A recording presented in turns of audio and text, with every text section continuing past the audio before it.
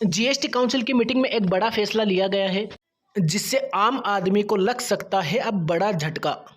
Health और life insurance के premium पर जीएसटी घटाने पर चर्चा तो हुई, लेकिन दोस्तों जो फैसला आया है वो आम आदमी को परेशान कर सकता है।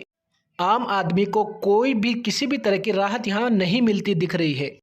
रीजनल मंत्रियों के समूह ने हेल्थ और लाइफ इंश्योरेंस पर जीएसटी को घटाने का प्रस्ताव तो रखा था, जिसे जीएसटी काउंसिल की मीटिंग में नेक्स्ट मीटिंग के लिए वो टाल दिया गया है। अब दोस्तों इसका मतलब यही है कि लोगों को इंश्योरेंस पर पुराने रेट टैक्स के हिसाब से प्रीमियम को अब जमा करना होगा।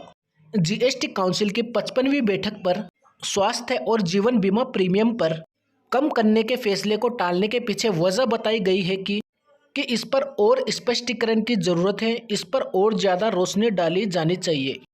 काउंसिल ने मंत्रियों के समूह को अपनी रिपोर्ट को और ज़्यादा व्यापक बनाने के लिए और अतिरिक्त जानकारी को पेश करने के लिए कहा है।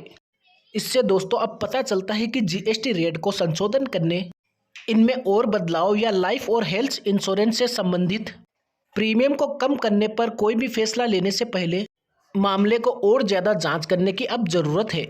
हम आपको बता दें कि अब मौजूदा समय में स्वास्थ्य बीमा, health insurance, term life insurance, unit link insurance plan पर अब 18% जीएसटी लगेगा जो पुरानी रेट थी।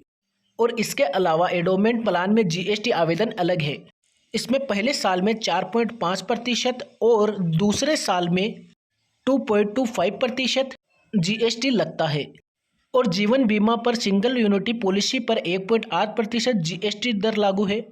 ये रेट सभी आयु वर्ग पर अब समान रूप से ही लागू रहेगी, यानी कि एज लिमिट का इसमें किसी भी तरह का कोई भी लेना देना नहीं है। अब दोस्तों इसका असर अगले हफ्ते शेयर बाजार पर भी पड़ता नजर आएगा आपको, क्योंकि इंश्योरेंस कंपनी के शेयरों पर एक बड़ा असर इस फैसले का पड़ सकता है। शेयर बाजार के खुलने के बाद जीएसटी रेट में कोई बदलाव नहीं करने से हेल्थ इंश्योरेंस और लाइफ इंश्योरेंस देने वाली लिस्टेड कंपनियों के शेयर पर असर पड़ेगा।